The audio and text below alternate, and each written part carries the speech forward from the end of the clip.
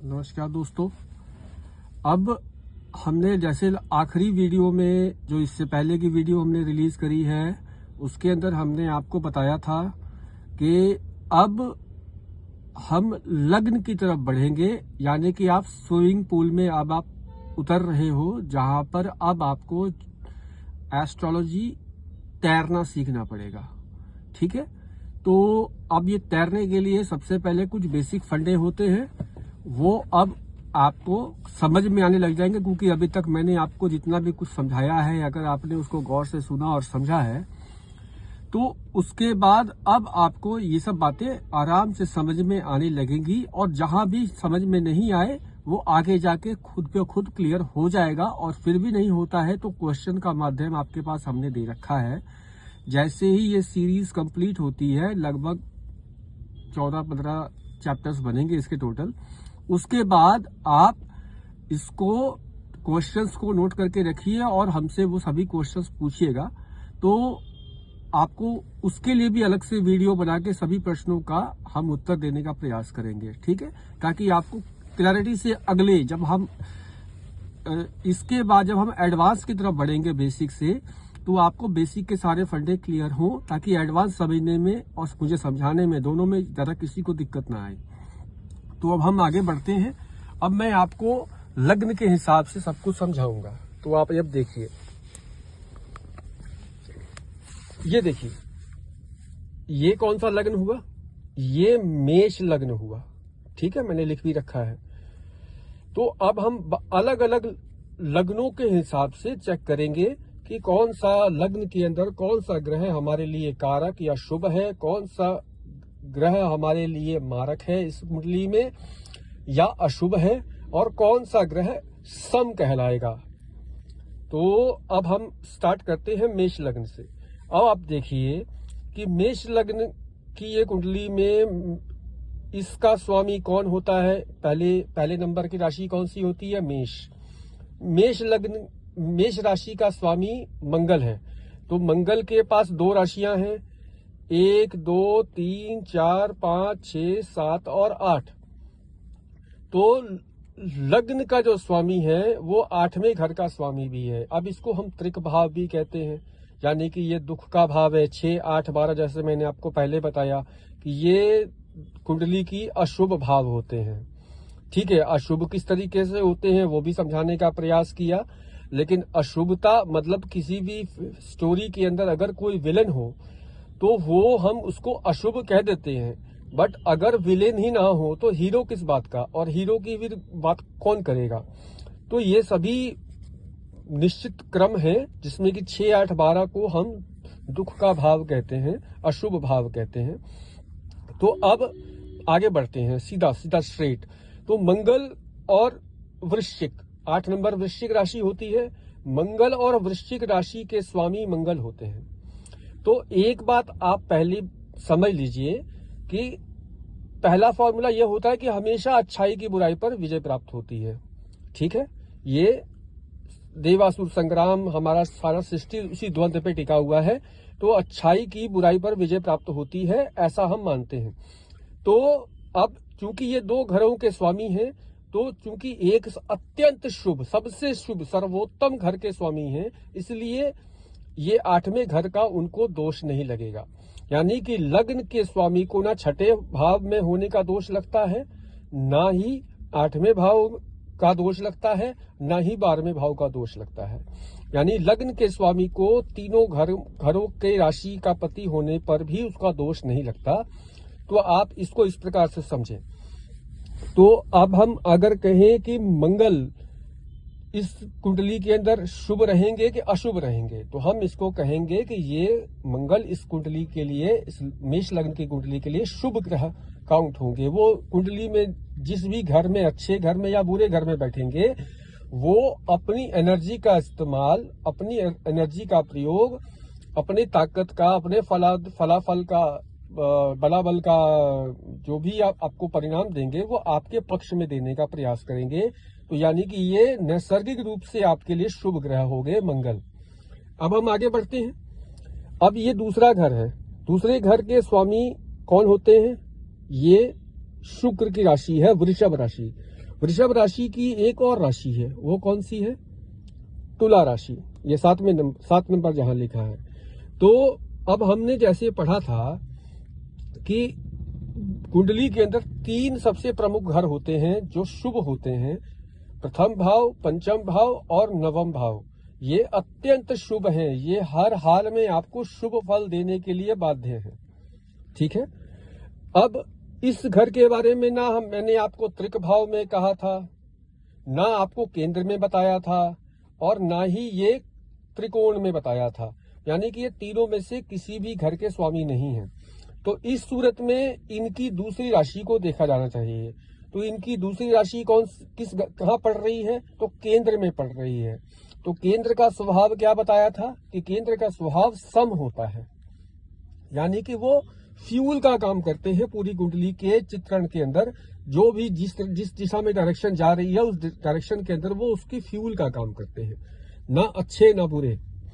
तो इससे विचार नहीं करके हम इससे विचार करेंगे। तो इससे विचार करेंगे तो क्या होगा? शुक्र सम ग्रह कहलाएगा, क्योंकि केंद्र का स्वामी हो गया। ठीक है। अब इसके बाद हम आगे बढ़ते हैं तीसरे घर पे। तो तीसरे घर पे जब हम बढ़ते हैं तो यहाँ 3 नंबर ही लिखा हुआ है। तो 3 नंबर के स्वामी का 3 नंबर राशि कौन सी हुई? मिथुन हुई। और मिथुन का स्वामी ग्रह कौन सा होता है? तो बुध होता है। और इसकी एक और राशि कहाँ पड़ती है? वो पड़ती है यहाँ पर 6 नंबर। 6वें घर में ही 6 नंबर लिखा हुआ है, क्योंकि मेष लग्न की कुंडली है। तो 6 नंबर और 3 नंबर दोनों का स्वामी कौन हुआ? बुध हुआ। तो बुध की ये जो तीसरे नंबर की राशि है, ये ना तो त्रिकोण में आती है, ना केंद्र में, और ना ही त्रिक में आती। तो इससे इसका विचार नहीं करके इसकी दूसरी राशि से विचार होगा। तो इसकी दूसरी राशि कौन सी हुई? दूसरी राशि हो गई छठे भाव में। छठा भाव, 8वां भाव, 12वां भाव मैंने आपको बताया कि ये बुरे भाव कहलाते हैं कुंडली के अंदर। तो छठे भाव और तीसरे भाव का स्वामी होने पर इसको छठे भाव का स्वामी के रूप में देखा जाएगा, और ये मारक अवस्था में अशुभ ग्रह कहलाएगा इस कुंडली के लिए। ठीक है। अब इसके बाद हम तीसरे से चौथे पर बढ़ते हैं।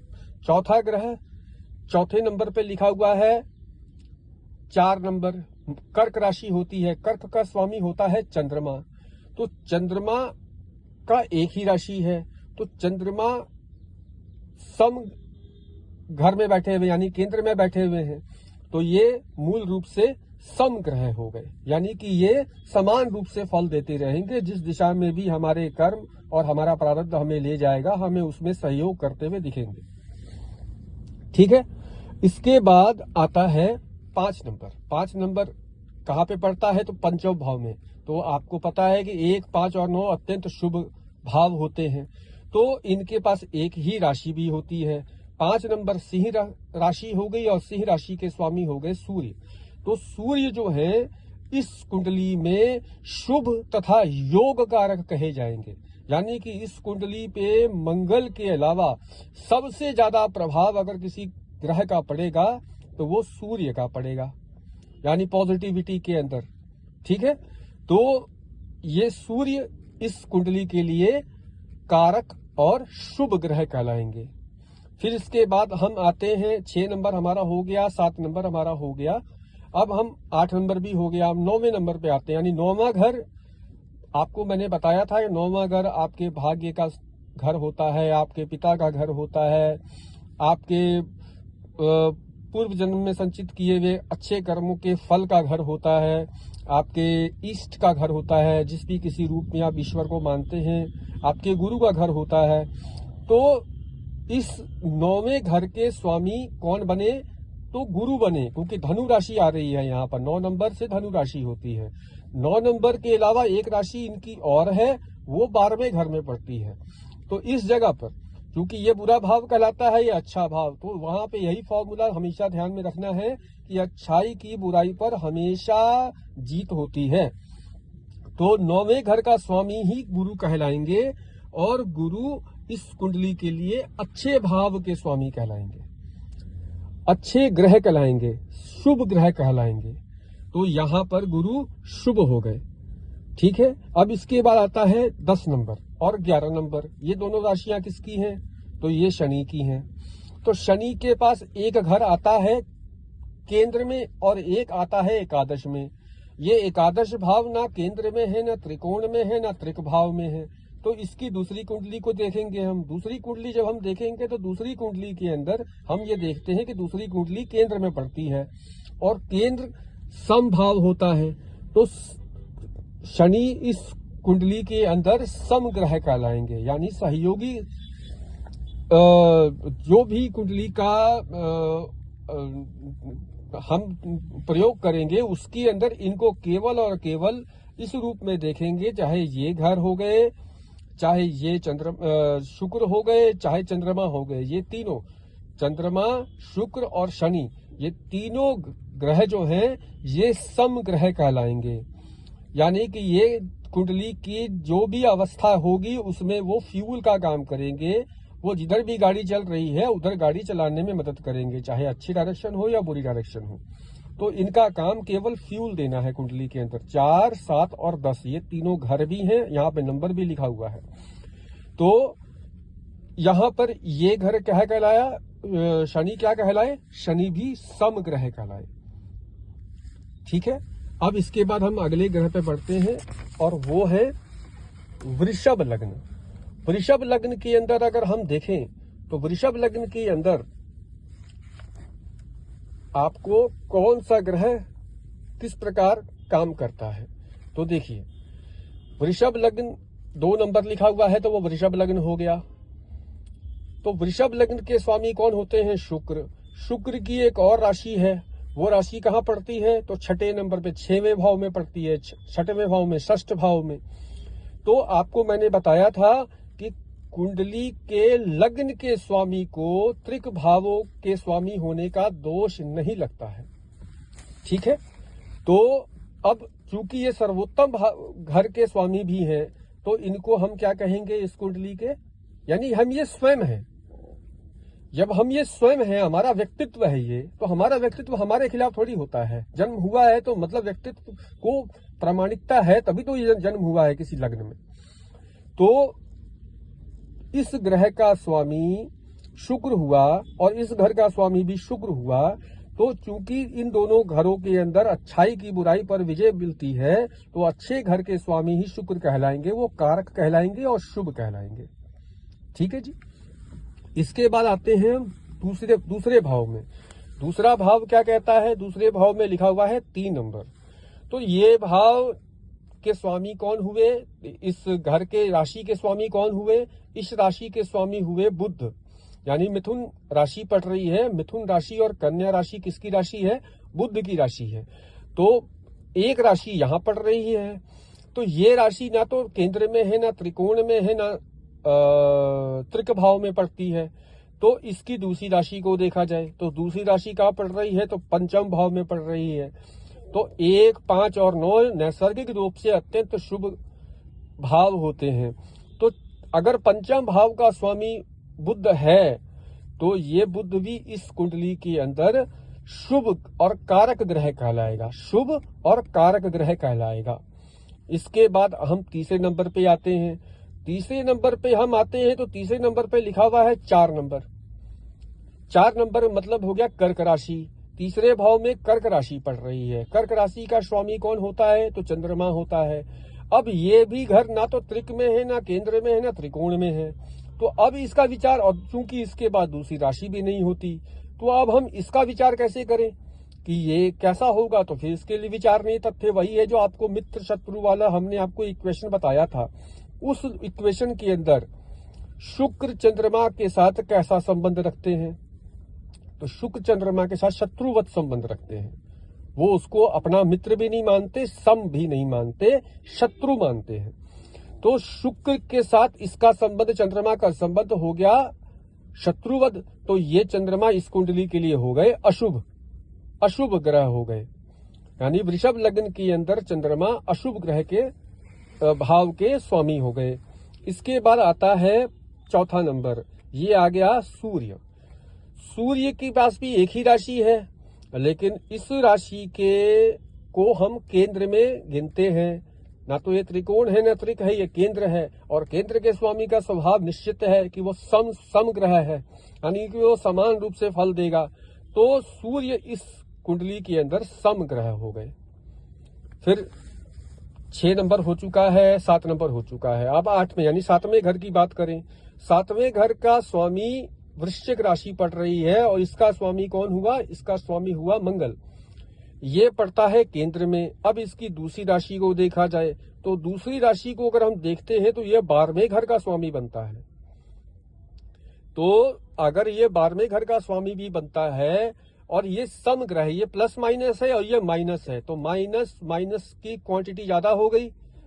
मतलब तो ये इसको जो हम फलित करेंगे तो इसके अंदर हम ये देखेंगे कि ये त्रिक भाव का स्वामी तो है, साथ में सम है, तो यानी कि वो इसी को सहयोग करेगा, यानी कि वो असल में इस घर का स्वामी कहलाया, क्योंकि इसके पास पावर ज्यादा है। शुभ और अशुभ के पास पावर ज्यादा है, सम के पास 50-50 पावर होती है।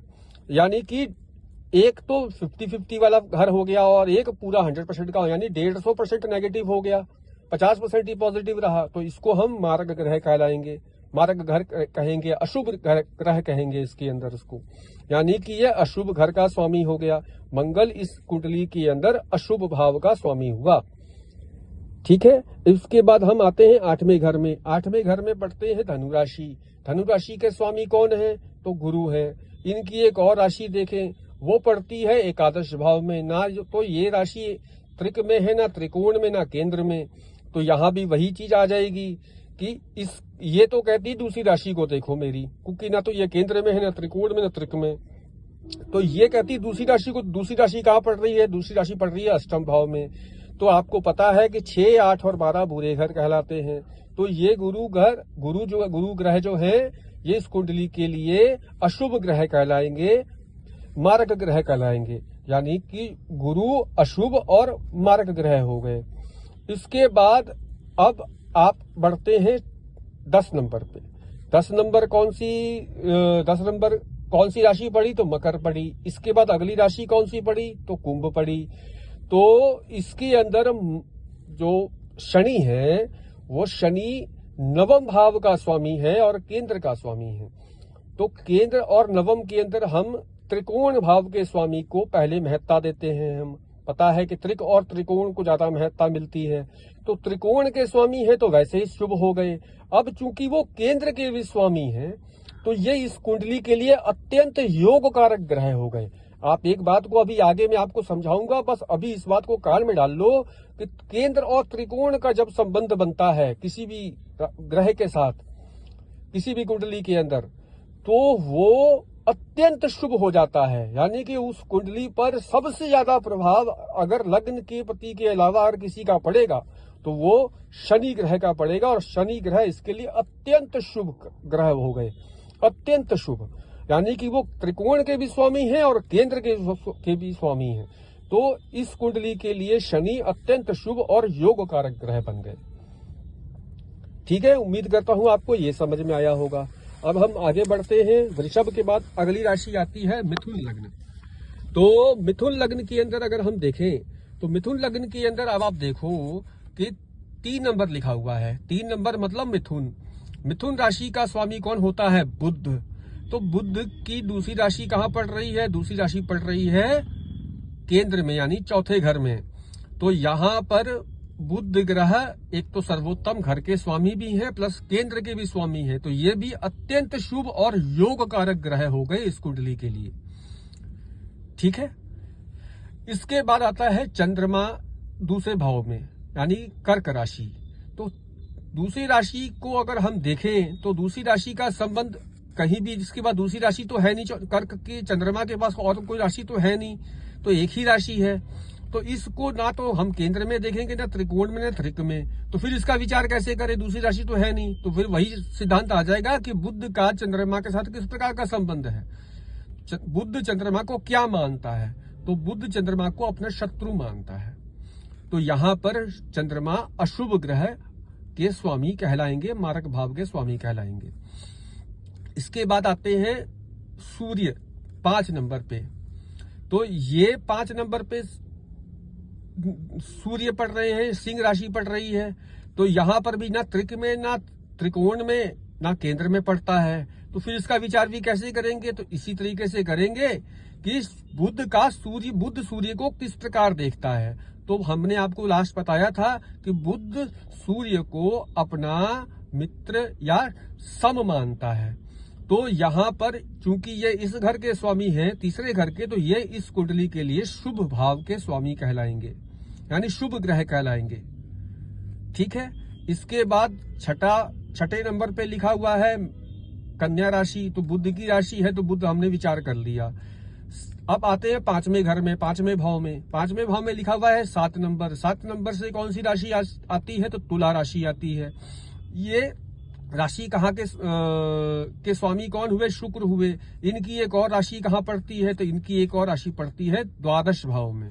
तो यहाँ पे अत्यंत शुभ भाव, यानी त्रिकोण के स्वामी है प्लस द्वादश के स्वामी है, त्रिक के और त्रिकोण के। तो उस सूरत के अंदर हमने आपको बताया अच्छाई और की बुराई पर विजय वाली का बात।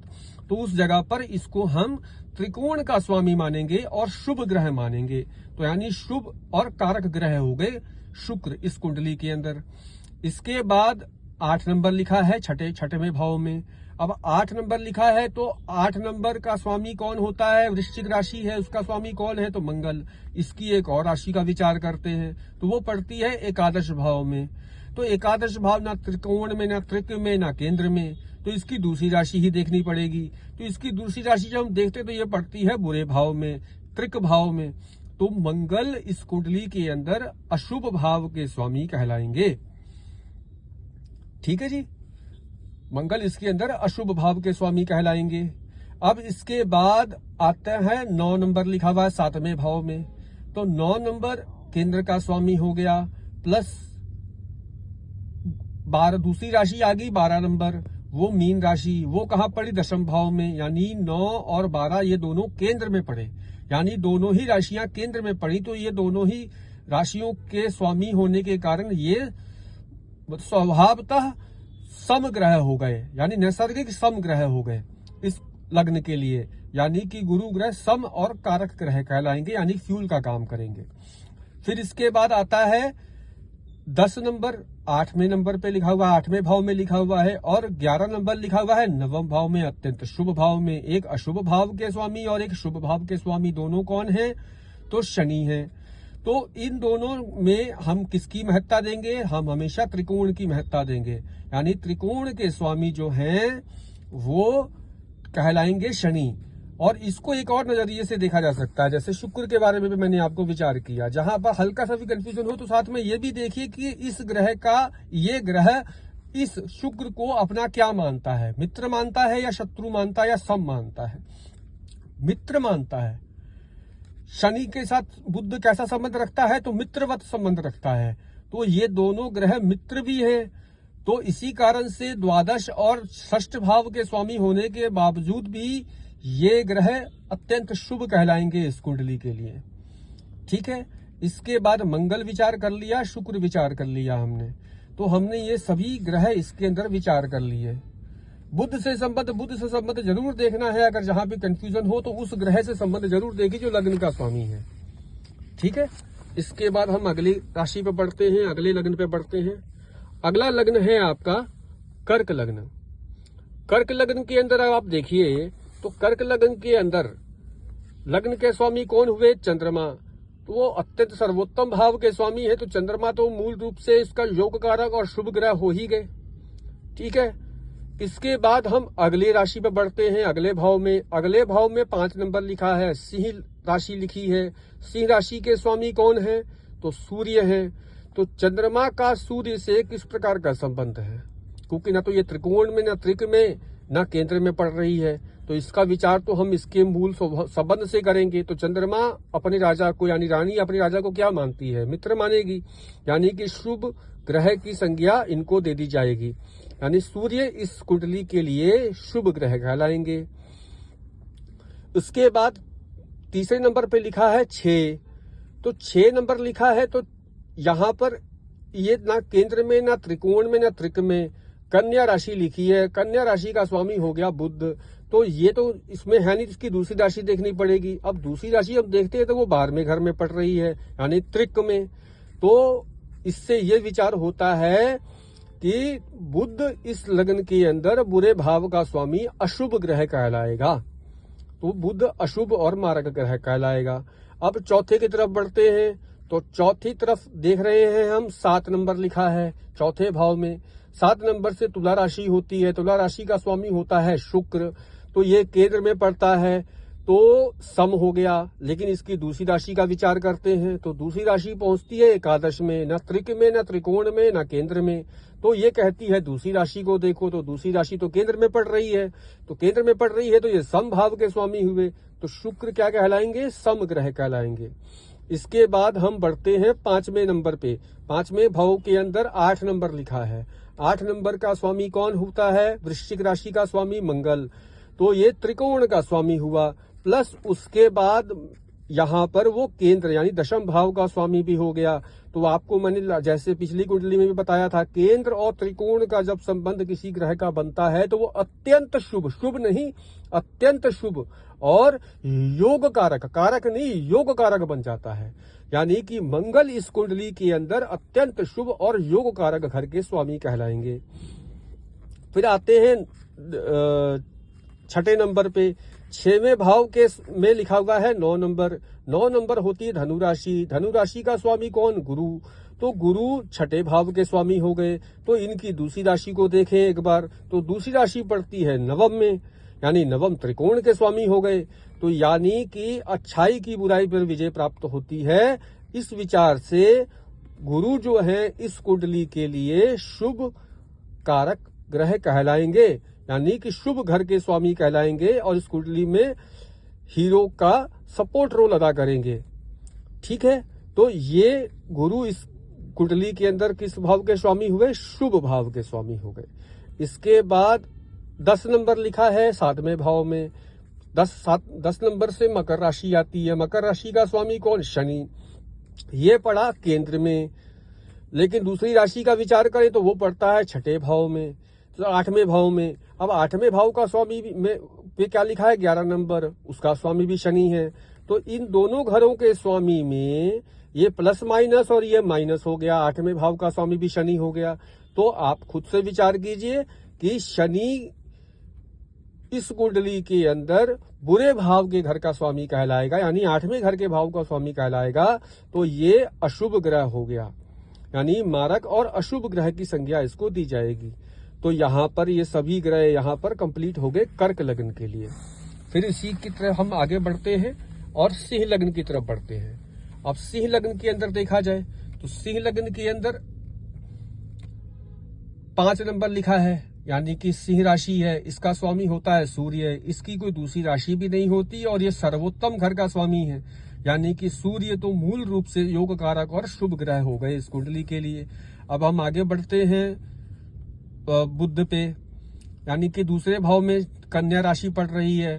कन्या राशि का स्वामी कौन? बुध। इसकी दूसरी राशि देखी जाए तो वो पड़ती है एकादश भाव में। ये दोनों ही घर जो हैं ना त्रिक में, ना त्रिकोण में, ना केंद्र में। तो फिर इसका संबंध कैसे विचार करेंगे? तो सूर्य इनको क्या मानता है? तो सूर्य इसको समग्रह मानता है, यानी बालक मानता है। तो न मित्र मानता है न शत्रु। तो समग्रह कहलाएंगे, यानी बुध ग्रह इस कुंडली के अंदर समग्रह कहलाएंगे। फिर तीसरे भाव का स्वामी कौन हुआ? तो 7 नंबर लिखा है तुला राशि होती है। तुला राशि का स्वामी कौन हुआ? शुक्र हुआ। इसको ना तो ये राशि केंद्र में, न त्रिकोण में, न त्रिक में। इसकी दूसरी राशि देखी जाए, दूसरी राशि पड़ती है दशम भाव में। 2 नंबर वृषभ राशि। तो वृषभ राशि का कहाँ पड़ रही है? दशम भाव में। ये केंद्र का घर होता है। तो इससे विचार नहीं करके हम इससे विचार कर लेंगे कि हाँ जी ये सम घर का स्वामी है, तो ये सम ग्रह हुआ, तो ये सम ग्रह हो गया। इसके बाद आता है चौथे भाव का स्वामी मंगल। वृश्चिक राशि आ रही है, तो वृश्चिक राशि चौथे घर का स्वामी है, ये केंद्र का। अब इसकी दूसरी राशि देखी जाए तो दूसरी राशि पड़ती है अत्यंत शुभ ग्रह त्रिकोण में। नवम भाव का स्वामी भी मंगल है, यानी केंद्र और त्रिकोण का स्वामी भी मंगल है। तो इस जगह पर ये मंगल जो है इस कुंडली के अंदर अत्यंत शुभ और योग कारक ग्रह कहलाता है। ठीक है, इसके बाद आते हैं पांचवें भाव में लिखा है 9 नंबर। 9 नंबर होता है त्रिकोण में पंचम भाव। तो इसके बाद इसकी दूसरी राशि देखी जाए, दूसरी राशि पड़ती है मीन, वो पड़ती है अष्टम भाव में। इन दोनों राशियों के स्वामी कौन हो गए? गुरु हो गए। तो त्रिकोण का स्वामी और त्रिक का स्वामी अगर है तो उसमें हम त्रिकोण की महत्ता को देते हैं। तो उस जगह पर गुरु ग्रह जो है इस कुंडली के अंदर योग कारक ग्रह और शुभ ग्रह कहलाएंगे। ठीक है। इसके बाद लिखा है 10 नंबर छठे नंबर पे, छठे भाव में, और 11 नंबर लिखा है सप्तम भाव में। तो त्रिक भाव के स्वामी भी हैं। और मैंने आपको लास्ट बताया था कि ये मारक भाव भी होता है, ये और ये। तो उस जगह पर आप ये भी देखिए, प्लस इसके अंदर आप ये देखिए। चलिए ये मारक वाली बात साइड कर दीजिए। छठे भाव के स्वामी हैं और केंद्र के स्वामी हैं। केंद्र प्लस माइनस हो गया और ये माइनस हो गया, तो यहां से भी विचार होता है। प्लस सूर्य के साथ इसका संबंध कैसा है? तो सूर्य के साथ इसका संबंध जो है शत्रुवत है। तो यहाँ पर शनि जो है इन मकर और कुंभ राशि के स्वामी होने के नाते और छठे और सातवें भाव के स्वामी होने के नाते ये अशुभ घर के स्वामी कहलाएंगे और मारक कहलाएंगे। इसके बाद आते हैं, ये भी हो गया, ये भी हो गया। यहाँ पर अब 12वें भाव का स्वामी क्या है? 12वें भाव के स्वामी 12वें घर में लिखा है 4 नंबर। 4 नंबर किसका कर्क राशि होती है, इसका स्वामी कौन? चंद्रमा। तो चंद्रमा 12वें घर का स्वामी सीधा हो गया, तो इस पे कोई और लॉजिक लगाने की आवश्यकता ही नहीं है। इसका सीधा सा मतलब हुआ कि चंद्रमा जो है इस कुंडली के लिए अशुभ ग्रह की माना जाएगा उसको। ठीक है।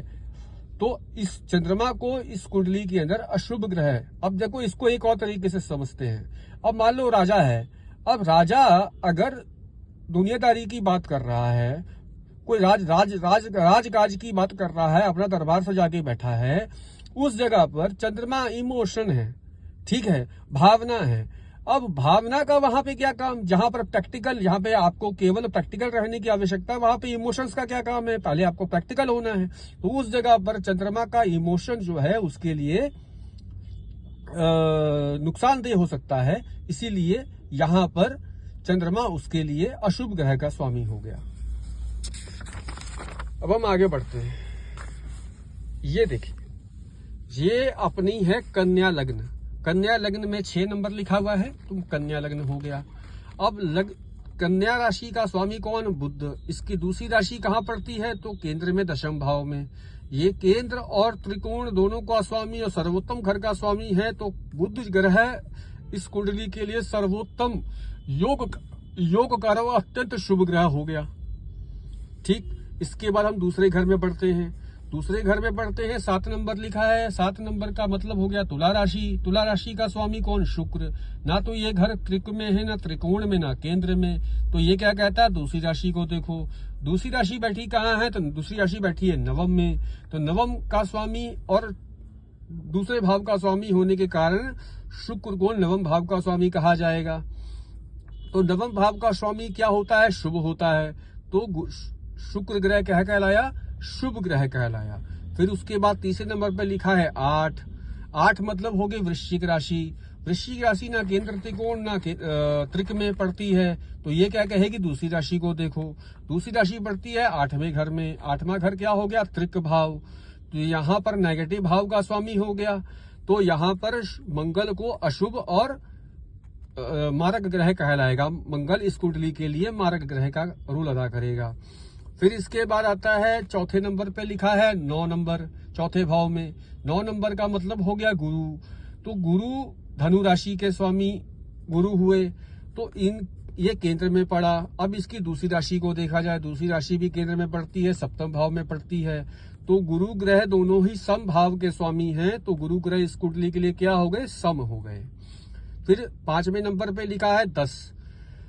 5वें घर पे 10 लिखा है, 10 नंबर से मकर राशि। 6ठे नंबर पे लिखा है 11। 11 नंबर से कुंभ राशि। इन दोनों ही राशियों का स्वामी कौन होते हैं? शनि होते हैं। तो शनि एक त्रिक के स्वामी है और एक केंद्र के स्वामी है। तो जैसा आपको पहले बताया कि केंद्र और त्रिकोण और त्रिक के अगर स्वामियों के बीच में निर्णय करना हो तो त्रिकोण के स्वामी की महत्ता होती है। यानी कि शनि इस कुंडली के लिए शुभ ग्रह और कारक ग्रह कहलाएंगे। इसके बाद आता है 12 नंबर, हमने कर लिया, ये कर लिया, ये कर लिया, ये कर लिया। अब आते हैं एकादश भाव में। यहाँ पर चंद्रमा लिखा है, तो चंद्रमा यहाँ पर लिखा है, तो चंद्रमा ना त्रिक में, ना त्रिकोण में, ना केंद्र में, इसकी दूसरी राशि भी नहीं होती। तो इसका विचार हम कैसे करेंगे? उसका विचार सीधा हम करेंगे, ग्रह इस ग्रह को अपना मित्र मानता है, शत्रु या सम मानता है। तो बुध ग्रह चंद्रमा को अपना शत्रु मानता है। तो चंद्रमा यानी एकादश भाव ये चंद्रमा इस कुंडली के लिए अशुभ ग्रह कहलाएंगे। अब यहाँ पर सूर्य आ गए, तो सूर्य किस घर के स्वामी हो गए? तो त्रिक भाव के स्वामी हो गए। तो दूसरा कोई लॉजिक इसमें लगाने की आवश्यकता ही नहीं, जहां पर निर्णय ऑलरेडी कुंडली के अंदर ही है कि ये 12वें घर के स्वामी होंगे।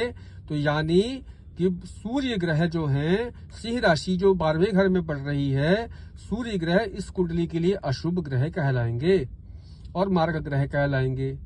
तो इस तरीके से हमने कन्या लग्न का विचार कर लिया। अब हम आते हैं तुला लग्न की तरफ। तुला लग्न को देखिए, तुला लग्न में 7 नंबर लिखा है, मतलब तुला लग्न है। तुला लग्न का स्वामी कौन? शुक्र। शुक्र ग्रह केंद्र और सर्वोत्तम भाव त्रिकोण का स्वामी और लग्न का स्वामी है, प्लस इसकी दूसरी राशि कहाँ पड़ रही है? तो 8वें घर में पड़ रही है। तो मैंने आपको बताया कि लग्न के स्वामी को त्रिक भाव के स्वामी होने का दोष नहीं लगता है। तो यहाँ पर शुक्र ग्रह शुभ ग्रह कहलाएंगे इस कुंडली के लिए। फिर इसके बाद हम अगले घर में बढ़ते हैं, दूसरे घर में। दूसरे घर में लिखा है 8 नंबर से वृश्चिक राशि होती है। वृश्चिक का स्वामी कौन? मंगल। न त्रिक में, न त्रिकोण में, न केंद्र में है ये राशि। ये क्या कहेगी? दूसरी राशि को देखो, दूसरी राशि बैठी है केंद्र में, सप्तम भाव में। तो केंद्र में बैठी है, तो इस भाव से ही इसका निर्णय होगा। तो ये सम का स्वामी हो गया, यानी मंगल ग्रह इस कुंडली के लिए सम ग्रह हो गया। फिर तीसरे नंबर पर लिखा है 9 से धनु राशि। धनु राशि का स्वामी कौन? गुरु। ये भी न त्रिक में, न त्रिकोण में, न केंद्र में। ये क्या कहती है? दूसरी राशि को देखो, दूसरी राशि बैठी है 6ठे भाव में, यानी त्रिक भाव का स्वामी। तो यहां से इसका विचार हो गया कि गुरु ग्रह इस कुंडली के लिए अशुभ ग्रह हो गए, मार्ग ग्रह हो गए। इसके बाद 10 नंबर लिखा है 4थे भाव में और 11 नंबर लिखा है 5वें भाव में। इन दोनों घरों का यानी मकर और कुंभ का स्वामी कौन होता है? शनि। तो केंद्र और त्रिकोण का संबंध भी बन रहा है, तो ये अत्यंत शुभ और अत्यंत कारक ग्रह कहलाएंगे, यानी शनि योग कारक ग्रह कहलाएंगे और शुभ ग्रह, अत्यंत शुभ ग्रह कहलाएंगे इस कुंडली के लिए। ठीक है, तो शनि शुभ ग्रह हो गए। अब इसके बाद 12 नंबर हमने विचार कर लिया, 1 नंबर विचार कर लिया, 2 नंबर विचार कर लिया। अब आते हैं बुध की तरफ, यानी कि 9वें घर में 3 नंबर लिखा है। 3 नंबर लिखा है मिथुन राशि हो गई। मिथुन राशि का स्वामी कौन? बुध।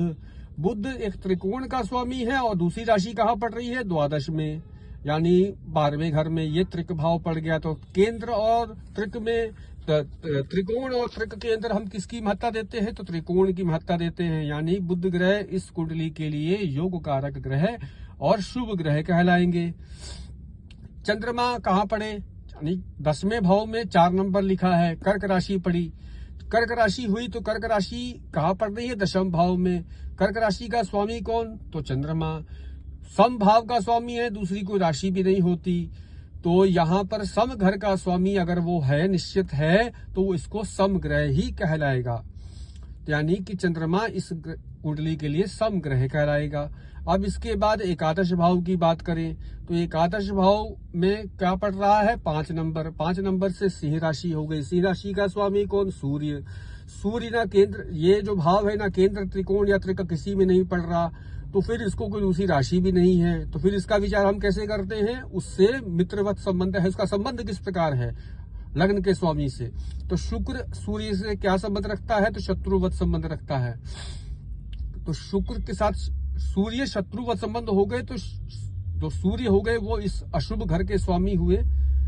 ठीक है, शुक्र से संबंध निश्चित कर लिया, तो ये अशुभ घर के स्वामी कहलाएंगे। बाकी हमने सभी ग्रह का विचार कर लिया है। अब हम आगे बढ़ते हैं 8वें नंबर पे, वृश्चिक लग्न पे आते हैं। वृश्चिक लग्न पे देखिए, वृश्चिक लग्न का स्वामी कौन होता है? 8 नंबर लिखा है यहाँ पर, तो वृश्चिक लग्न हो गया। वृश्चिक लग्न का स्वामी कौन? मंगल। तो मंगल सर्वोत्तम घर का स्वामी हो गया। अब दूसरा राशि कौन सी हो गई इसकी? तो 6ठे भाव में पड़ रही है। तो आपको पता है कि लग्न के स्वामी को त्रिक भाव के स्वामी होने का दोष नहीं लगता। तो ये शुभ ग्रह हो गया मंगल अपने लग्न के लिए। दूसरे घर में देखें तो 9 नंबर लिखा पड़ रहा है। 9 नंबर से कुंभ राशि का निर्णय विचार होता है, धनु राशि का विचार होता है। धनु राशि का स्वामी कौन? गुरु। तो ये घर न त्रिक न त्रिकोण न केंद्र में, तो दूसरी राशि देखो, दूसरी राशि पड़ती है त्रिकोण में, पंचम भाव में, अत्यंत शुभ घर के स्वामी है। तो गुरु ग्रह इस कुंडली के लिए शुभ ग्रह कहलाएंगे। अब इसके बाद आता है 10 नंबर और 11 नंबर। तो 10 नंबर तीसरे घर में और चौथे घर में पड़ रहा है कुंभ राशि, यानी एक तीसरे घर में मकर राशि, चौथे घर में कुंभ राशि। इन दोनों के स्वामी कौन? शनि। ये ना त्रिक में, ना त्रिकोण में, ना केंद्र में। कहता है दूसरी राशि देखो, दूसरी राशि पड़ रही है केंद्र में, तो केंद्र का स्वामी होने के कारण ये शनि ग्रह इस लग्न के लिए समग्रह हो गया।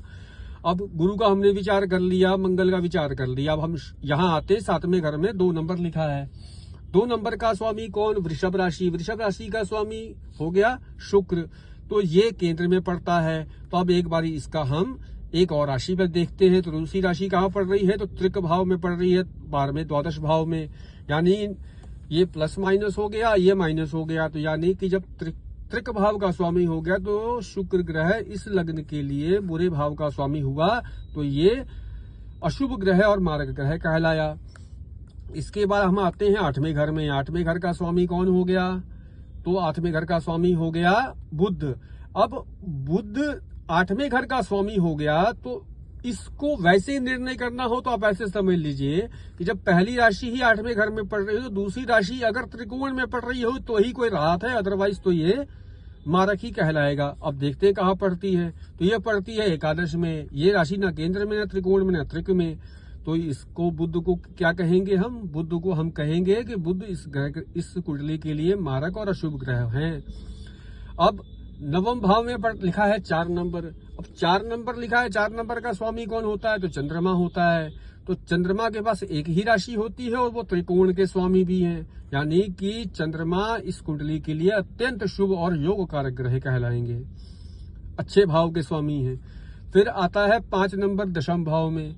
5 नंबर का स्वामी कौन? सिंह राशि। सिंह राशि का स्वामी कौन? सूर्य। सूर्य किस भाव में बैठे हैं? तो दशम भाव के स्वामी हैं। दूसरी कोई राशि भी नहीं होती, ये सम भाव होता है। तो सूर्य इस कुंडली के लिए सम ग्रह कहलाएंगे। अब हमने बुध और शुक्र का विचार ऑलरेडी कर लिया है, तो यहाँ पर वृश्चिक लग्न समाप्त हो गया। धनु लग्न की तरफ बढ़ते हैं। धनु लग्न के अंदर अगर हम देखेंगे, धनु लग्न के अंदर देखिए 9 नंबर लिखा है प्रथम भाव में। धनु लग्न हो गया। धनु का स्वामी कौन? गुरु। तो सर्वोत्तम घर के स्वामी हैं, तो वैसे ही नैसर्गिक रूप से शुभ हो गए, दूसरी राशि कहीं भी पड़ रही हो। लेकिन केंद्र और त्रिकोण का संबंध बन रहा है तो अत्यंत शुभ और योग कारक ग्रह हो जाते हैं, यानी कि वो शुभ और योग कारक ग्रह कहलाए। इसके बाद दूसरे घर में पड़ रहा है शनि का राशि और तीसरे घर में पड़ रहा है शनि का राशि 10 और 11, मकर और कुंभ। इन दोनों के स्वामी कौन हैं? इन दोनों के स्वामी हैं शनि। तो शनि ना तो दोनों घर ना केंद्र में है, ना त्रिकोण में, ना त्रिक में। तो इसका विचार कैसे करेंगे? तो गुरु ग्रह से इसका संबंध क्या है? गुरु ग्रह इस ग्रह को क्या मानते हैं? तो गुरु ग्रह शनि को सम मानते हैं, यानी शनि सम संबंध रखते हैं इस कुंडली में, यानी सम ग्रह की भूमिका में रहेंगे। इसके बाद चौथे नंबर पे लिखा है वही गुरु ग्रह की मीन राशि हो गई। अब 5वें घर की तरफ बढ़ते हैं। तो 5वां घर में लिखा है एक से होता है मेष लग्न, मेष राशि। मेष राशि का स्वामी कौन?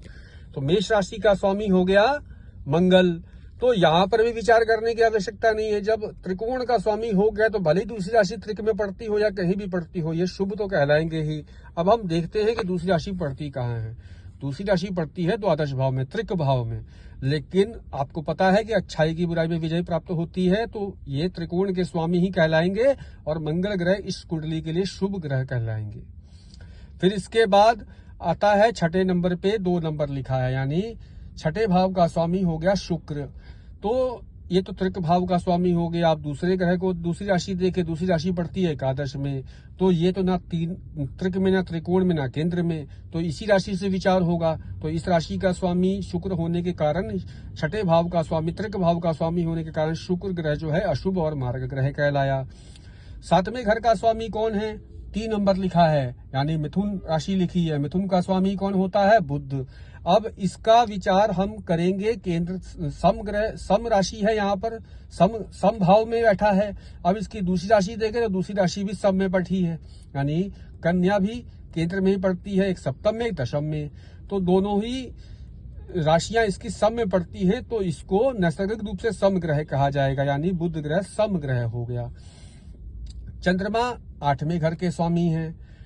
8वें घर के अलावा इनका कोई और राशि भी नहीं होता, तो 8वें घर का स्वामित्व मिल जाने के कारण, त्रिक भाव का स्वामित्व मिलने के कारण ये स्वतः ही अशुभ ग्रह हो गए इस कुंडली के लिए, यानी कि चंद्रमा जो है इस कुंडली के लिए अशुभ ग्रह होंगे। अब इसके बाद आता है 9 नंबर पे, 9वें घर में लिखा है 5 का मतलब सिंह राशि। सिंह राशि का स्वामी हो गए सूर्य। सूर्य 9वें भाव के स्वामी है, दूसरी कोई राशि भी नहीं होती, तो ये अत्यंत शुभ और योग कारक ग्रह कहलाएंगे इस कुंडली के लिए। ठीक है, बुध का, शुक्र का और मंगल का हम ऑलरेडी विचार कर चुके हैं, तो यहाँ पे धनु लग्न की समाप्ति हो गई। इसके बाद हम आते हैं मकर लग्न की तरफ। अब देखिए, मकर मतलब 10 नंबर लिखा है पहले भाव में, तो मकर लग्न हो गया। मकर लग्न में शनि मकर लग्न के स्वामी हो गए। इस राशि के स्वामी मकर शनि हैं और इस राशि के स्वामी शनि हैं, तो चूंकि केंद्र और त्रिकोण यानी कि लग्न के स्वामी शनि होने के कारण ये तो शुभ ग्रह अपने आप ही हो गए। इसके बाद ये राशि हम विचार कर लिया। अब तीसरे घर के स्वामी कौन हैं? तो 12 नंबर लिखा है मीन राशि। मीन राशि का स्वामी कौन होते हैं? तो गुरु होते हैं। तो इनको न त्रिक में, न त्रिकोण में, न केंद्र में, तो दूसरी राशि कहाँ पड़ी? तो ये पड़ी जी यहाँ पर 12वें भाव में, तो इसकी दूसरी राशि से विचार होगा, यानी मकर के अंदर गुरु जो हैं बुरे भाव के, अशुभ भाव के स्वामी कहलाएंगे। चौथे भाव में लिखा है 1, इसका मतलब हुआ मेष राशि। मेष राशि का स्वामी मंगल। मंगल केंद्र में पड़ते एक केंद्र के स्वामी हो गए। अब दूसरी राशि का विचार करें तो वो पड़ती है एकादश में, तो वृश्चिक राशि। तो ये ना केंद्र त्रिकोण ना त्रिक में, तो दूसरी राशि से ही विचार होगा, तो सम भाव के स्वामी हैं तो सम ग्रह कहलाएंगे, मंगल सम हो गए। फिर 5वें घर की तरफ बढ़ते हैं, तो यहाँ पे 2 नंबर लिखा है। 2 नंबर मतलब हो गया वृषभ राशि। वृषभ राशि मतलब शुक्र। तो केंद्र के त्रिकोण के स्वामी तो हो ही गए, तो वैसे ही शुभ हो गए। अब कितने शुभ हैं? तो यहाँ पर केंद्र के स्वामी भी हैं, त्रिकोण के अलावा केंद्र के स्वामी भी हो गए। तुला राशि यहाँ 10वें भाव में पड़ गई, तो केंद्र और त्रिकोण का जब भी संबंध होगा तो वो अत्यंत शब्द जुड़ जाएगा उसके अंदर, तो अत्यंत शुभ हो गए और योग कारक ग्रह हो गए शुक्र ग्रह। अब यहाँ पर 3 लिखा है 6ठे घर में। 3 मतलब हो गया मिथुन। मिथुन का स्वामी कौन? तो मिथुन का स्वामी हो गया बुध। अब इसकी दूसरी राशि देखी जाए, दूसरी राशि पड़ती है त्रिकोण में। तो एक बुरे घर का स्वामी, एक अच्छे घर का स्वामी, तो अच्छे घर के स्वामी ही कहा जाएगा उसको। तो अच्छे घर का स्वामी है तो बुध ग्रह इस कुंडली के लिए शुभ ग्रह और कारक ग्रह कहलाएंगे। अब इसके बाद 7वें घर की तरफ बढ़ते हैं, तो 7वां घर का क्या पड़ा? 7वां घर पड़ा 4 नंबर। 4 नंबर से किसका विचार होता है? कर्क राशि का स्वामी कौन? चंद्रमा। इसकी कोई दूसरी राशि भी नहीं होती, तो सम घर का स्वामी होने के कारण चंद्रमा सम ग्रह हो गया। अब आता है 5 नंबर लिखा है 8वें भाव में। अब 8वें भाव में 5 नंबर लिखा है, तो 5 नंबर से सिंह राशि। सिंह राशि का स्वामी सूर्य। 8वें घर का स्वामी दूसरी कोई राशि भी नहीं होती। त्रिक भाव का स्वामी होने के कारण सूर्य क्या हो गए? अशुभ ग्रह हो गए, यानी मार्क ग्रह हो गए। अब इसके बाद हमने बुध का विचार कर लिया है, शुक्र का विचार कर लिया है, मंगल का विचार कर लिया है और गुरु का विचार कर लिया, यानी मकर लग्न यहाँ पर समाप्त हो गया। अब हम आते हैं कुंभ लग्न की तरफ। तो कुंभ लग्न की तरफ देखिए, तो कुंभ राशि जहां पर 1 नंबर पे पहले भाव में 11 लिखा है वो कुंभ राशि हो गई। कुंभ राशि का स्वामी कौन? शनि। शनि की दूसरी राशि कहाँ पड़ती है? वो पड़ती है 12वें भाव में। तो आपको बताया है लग्न के स्वामी को त्रिक भाव के स्वामी होने का दोष नहीं लगता, यानी कि शनि ग्रह इन दोनों राशियों के स्वामी होने के कारण शुभ ग्रह कहलाएंगे, क्योंकि केंद्र और लग्न के स्वामी भी हैं, त्रिकोण के स्वामी भी हैं। तो ये जो शनि है इस कुंडली के लिए शुभ ग्रह हो गए। अब दूसरे नंबर पर लिखा है 12। 12 मतलब हो गए मीन राशि। मीन राशि का स्वामी कौन? गुरु। ना त्रिक में, ना त्रिकोण में, ना केंद्र में। दूसरी राशि देखो, दूसरी राशि पड़ती है ना केंद्र में, त्रिकोण में, ना त्रिक में। तो उसके बाद हम संबंध क्या देखेंगे? तो भैया इसके बाद हम संबंध देखेंगे शनि इसको कैसा देखते हैं। तो शनि गुरु को सम ग्रह देखते हैं, यानी सम ग्रह के स्वामी हो गए। इसके बाद आता है तीसरे नंबर पे लिखा है एक। एक मतलब मेष। मेष का स्वामी कौन? मंगल। इसकी दूसरी राशि देखो, वो केंद्र में पड़ती है। तो ये राशि क्या कहती है कि भैया मैं तो ना त्रिक में, ना त्रिकोण में, ना केंद्र में। तो दूसरी राशि देखो, दूसरी राशि पड़ती है केंद्र में। तो शनि इस कुंभ लग्न के लिए मंगल जो है सम ग्रह हो गए। इसके बाद चौथे घर में लिखा है दो नंबर लिखा है। तो 2 नंबर का मतलब हो गया वृषभ राशि। वृषभ राशि का स्वामी कौन? शुक्र। केंद्र के स्वामी हो गए। अब इसकी दूसरी राशि देखी जाए तो ये पड़ता है नवम में, यानी त्रिकोण में। केंद्र और त्रिकोण जहां जुड़ गया अत्यंत जुड़ जाएगा। तो अब अत्यंत में क्या जुड़ेगा? शुभ ग्रह के स्वामी हैं। तो अत्यंत शुभ और योग कारक ग्रह हो गए शुक्र। इसके बाद 3 नंबर लिखा है। 3 नंबर लिखा है 5वें भाव में, मिथुन राशि हो गई। मिथुन राशि का स्वामी बुध हो गया। केंद्र के त्रिकोण के स्वामी हो गए तो वैसे ही शुभ हो गए। अब दूसरी राशि कहाँ पड़ती है? तो 8वें भाव में। तो एक त्रिक में और त्रिकोण में, तो हम किसकी महत्ता देंगे? त्रिकोण की। तो त्रिकोण का स्वामी बुध कहलाएंगे, यानी शुभ ग्रह कहलाएंगे। अब 6ठे घर में पड़ रहा है, लिखा है 4 नंबर। 4 नंबर से किसका निर्णय होता है? कर्क राशि का। कर्क राशि के स्वामी कौन? चंद्रमा। चंद्रमा की दूसरी कोई राशि नहीं होती। तो 6ठे भाव के स्वामी होने के कारण चंद्रमा अशुभ ग्रह और मारक ग्रह कहलाएंगे इस कुंडली के लिए। अब 7वें नंबर पे लिखा है 5। 5 मतलब सिंह राशि। सिंह राशि का स्वामी कौन? सूर्य। सूर्य की दूसरी कोई राशि भी नहीं होती और सम भाव के स्वामी हैं। तो सूर्य जो है इस कुंडली के लिए सम भाव के स्वामी कहलाएंगे। इसके बाद आता है 6, लिखा है 8वें नंबर पे। 8वें नंबर पे 6 लिखा है, तो यानी 8वें भाव का स्वामी कौन? तो हमने विचार कर लिया बुध का ऑलरेडी। शुक्र का हमने विचार कर लिया यहीं से। मंगल का हम ऑलरेडी विचार कर चुके हैं। गुरु का विचार हम कर चुके हैं। शनि का विचार हम कर चुके हैं, यानी कि कुंभ लग्न यहाँ पर समाप्त हो गया। अब हम आते हैं मीन लग्न की तरफ। मीन लग्न को देखिए। मीन लग्न के अंदर यहाँ पर 12 लिखा है, मतलब मीन लग्न हो गया। मीन लग्न के स्वामी कौन होते हैं? गुरु होते हैं। तो गुरु सर्वोत्तम घर के स्वामी हैं, प्लस उसके बाद त्रिकोण के स्वामी हैं, प्लस केंद्र के स्वामी हैं, यानी मीन लग्न के लिए गुरु अत्यंत शुभ और योग कारक ग्रह कहलाएंगे। अब इसके बाद दूसरी राशि पड़ती है दूसरे भाव में मंगल की, मेष राशि। मेष राशि पड़ती है त्रिक न त्रिकोण न केंद्र में। तो दूसरी राशि से निर्णय करो। दूसरी राशि पड़ती है नवम में, वृश्चिक राशि, यानी वो नवम भाव के स्वामी कहलाएंगे। यानी नवम भाव के स्वामी होने के कारण मंगल शुभ ग्रह हो गए। इसके बाद तीसरे नंबर पर लिखा है 2 नंबर से होता है वृषभ राशि, यानी इसके स्वामी शुक्र हो गए। ना केंद्र त्रिकोण ना त्रिक में। तो दूसरी राशि देखा है, दूसरी राशि पड़ती है 8वें भाव में, यानी कि 8वें भाव का स्वामी शुक्र हो गए। तो इसके कारण से अशुभ ग्रह मीन लग्न के लिए कौन हो गए? शुक्र ग्रह अशुभ ग्रह हो गए और मार्ग ग्रह हो गए। चौथे भाव में लिखा है मिथुन राशि। मिथुन राशि का स्वामी कौन? बुध। बुध की केंद्र में पड़ रहे हैं एक राशि, दूसरी राशि दिखा है, दूसरा राशि भी केंद्र में 7वें भाव में पड़ रहा है। चौथे और 7वें भाव का स्वामी हो गए बुध। तो दोनों ही सम भाव के स्वामी हैं। तो बुध ग्रह कौन से हो गए? सम हो गए। इसके बाद 5वें घर की तरफ बढ़ते हैं। 5वें घर पे लिखा है 4 मतलब हो गया कर्क राशि। कर्क का स्वामी चंद्रमा। पंचम भाव त्रिकोण का स्वामी है, तो वो शुभ हो गया। और चूंकि एक ही राशि पड़ती है इसकी, तो दूसरी कोई राशि भी नहीं, तो ये राशि योग कारक और शुभ हो गई। फिर इसके बाद 6ठे नंबर पे लिखा है 5। अब 5 से होता है सूर्य का विचार, यानी सिंह राशि। तो इसकी कोई दूसरी राशि भी नहीं होती और 6ठे घर का स्वामित्व तो मिल गया है इनको, यानी कि ये अशुभ ग्रह कहलाएंगे। इसके बाद यहाँ बुध का विचार हमने कर लिया, शुक्र का विचार कर लिया, मंगल का विचार कर लिया, गुरु का कर लिया। अब शनि की बारी आती है। शनि ग्रह 10वें भाव के स्वामी है, ना त्रिक में, ना त्रिकोण में, ना केंद्र में। ये कहता है दूसरी राशि देखो, दूसरी राशि पड़ती है त्रिक में, यानी 12वें भाव का स्वामी। तो यानी शनि ग्रह 12वें भाव के स्वामी कहलाएंगे और बुरे भाव के स्वामी कहलाएंगे, यानी शनि ग्रह इसमें अशुभ हो गए। ठीक है, तो ये इस तरीके से अब आपको मैंने अभी लग्न बताया है सारा। तो ये लग्न एक बारी आप इसको प्रैक्टिस कर लीजिए, ये पहले याद कर लीजिए। फिर मैं आपको अगले के अंदर ना थोड़ा सा आपको वो सिखाऊंगा कि हाँ जी, अब तो ये घर आपको पता लग गए कि नैसर्गिक रूप से ये ग्रह जो हैं बड़े शुभ है, लेकिन अभी इन घरों में कहीं ग्रह तो बैठे नहीं है। अब कोई अच्छा ग्रह किस भाव में बैठा है उसका क्या फल है, पूरा ग्रह किसी अच्छे भाव में बैठा है या किसी और किस भाव में बैठा है उसका क्या फल है, ये भी तो देखने की बातें होती हैं।